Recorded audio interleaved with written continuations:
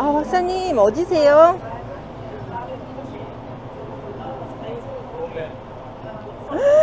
그럼 우리가 그쪽으로 가야 될까요? 걸어갈까요? 그 되게 설명보다는 오늘은 정말로 볼 거가 많아요. 그래서 이제 제일 중요한 게 이제 목인박물관에 가실 건데, 이 근처에는 그 먹을 게 마땅치 않고 값이 너무 비싸서 이렇게 할 예정이에요. 가다가 부암 거기에서 간단한 먹을 걸 산 다음에 그걸 들고 목인에 가면 거기에 커피를 줘요. 차를 줘.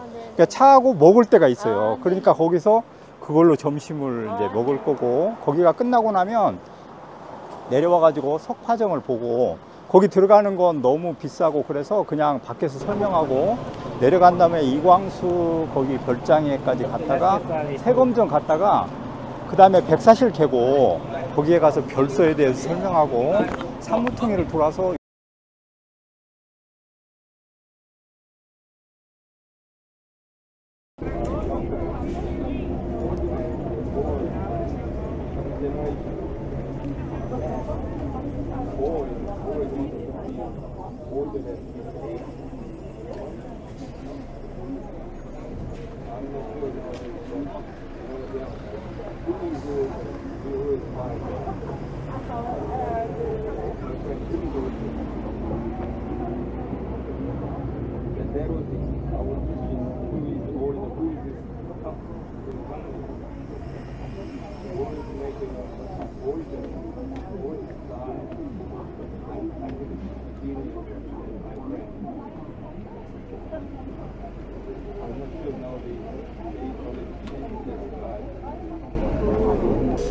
윤동주인데요.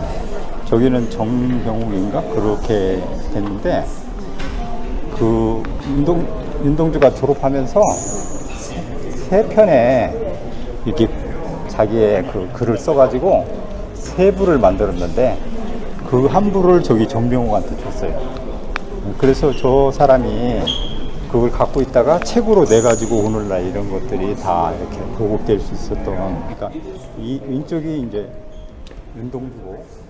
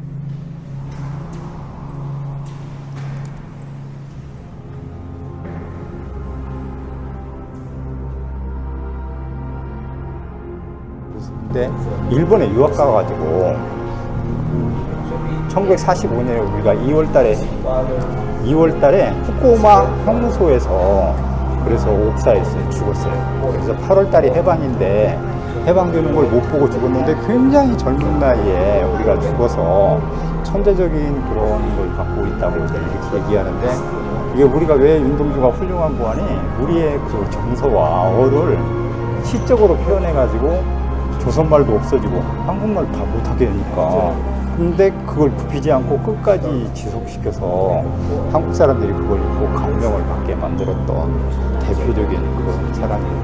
근데 이제 좀 더 얘기해보면 다른 시인들은 대개 이제 이렇게 뭘 활동을 않고 이러는데 이 윤동주는 직접 활동하면서 독립운동을 했어요.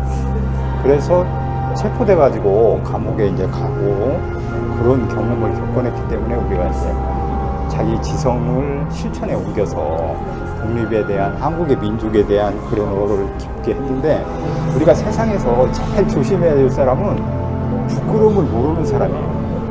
진짜로 무서운 사람, 부끄러움을 모르는 사람. 그 사람은 사귀면 안 돼.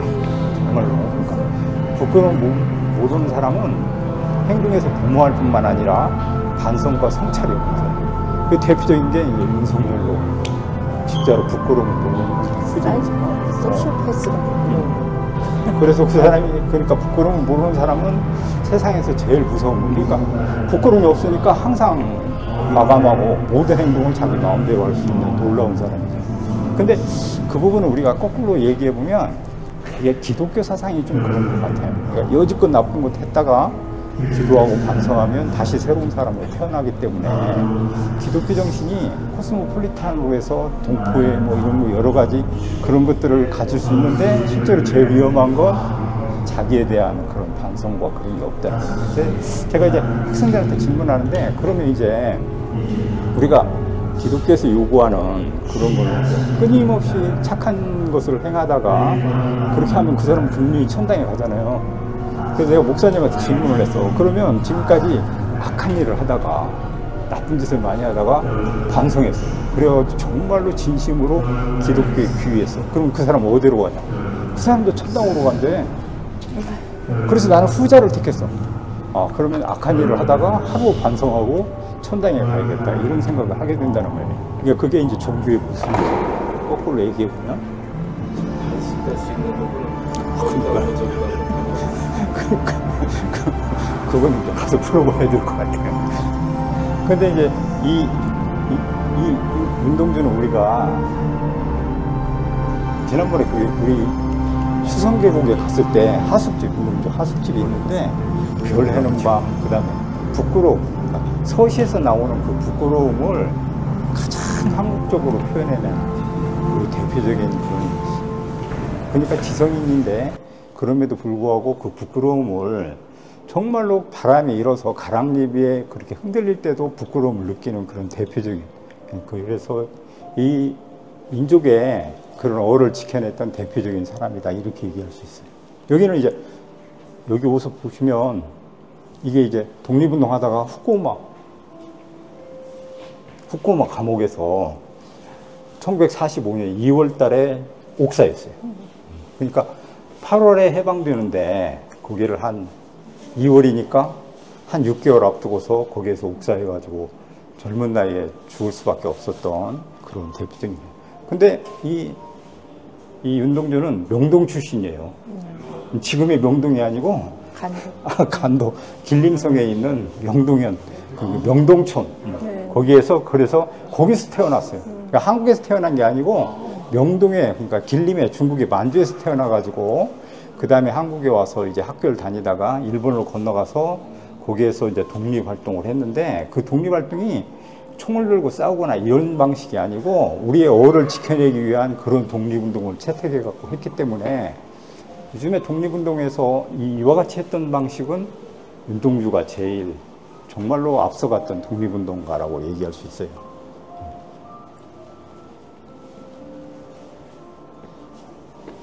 그 옛날에는 다 써가지고 응? 이제 그 책자 아까도 잠깐 얘기했는데 책자를 3개를 만들었는데 그 중에 이제 자기 그 하숙집에 같이 있던 정병인가 얘한테 줘서 그 후배거든요. 같이 하숙했는데 걔가 이제 그걸 갖고 있다가 서울대 교수인가 그랬을 거예요. 그래서 이제 책을 내 가지고 처음으로 이제 소개됐던 대표적인 것 같아요.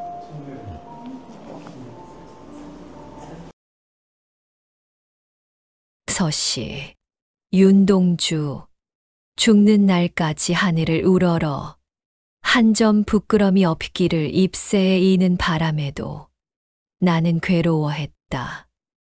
별을 노래하는 마음으로 모든 죽어가는 것을 사랑해야지. 그리고 나한테 주어진 길을 걸어가야겠다. 오늘 밤에도 별이 바람에 스치운다.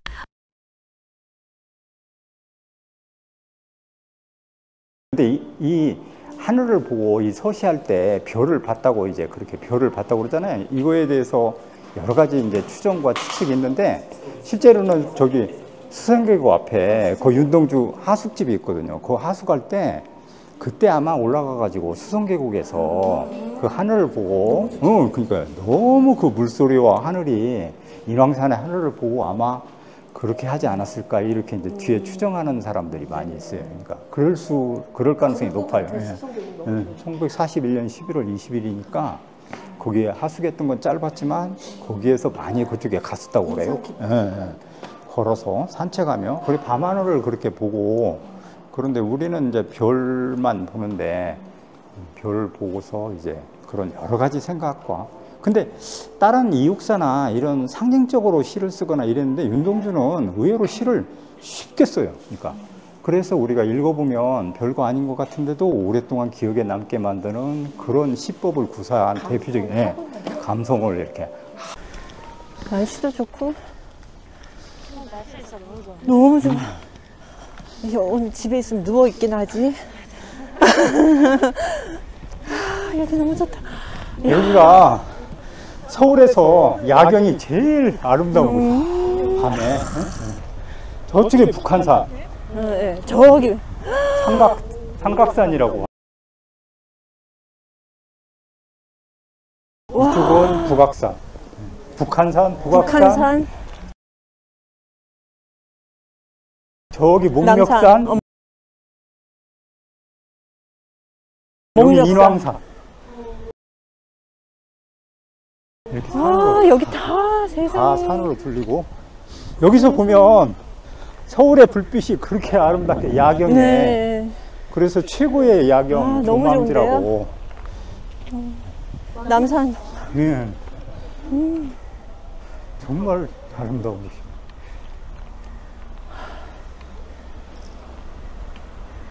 이야, 너무 좋다. 이게 여기가 서시가 있잖아요. 이야,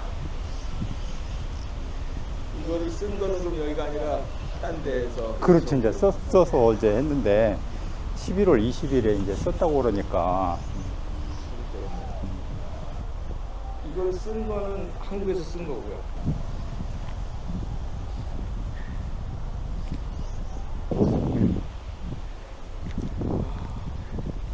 바람도 너무 좋고. 예.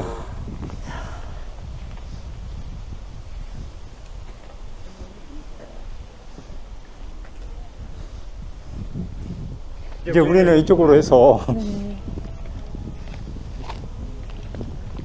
박사님 너무 좋아요. 저쪽에 이제 가면 목인박물관은 더 좋아요. 거기는 네. 그 여자분들이 많이 오시는데 거기는 한 번 오는 게 아니고 네. 계속 거기 아. 온다는 거. 계속. 저 기차바위 옆에가 이제 어머, 목인박물관이거든요. 어머. 진짜 멋있죠. 네. 아, 세상에. 인왕산 기차바위. 저기 먹물 흘러내린 것 같아. 여기가 인왕산 기차바위에. 사람 움직이는 거 보이네. 저기도 한번 가야 돼요. 네, 너무 높아가지고. 야, 너무 좋다. 진짜 너무 좋네. 와.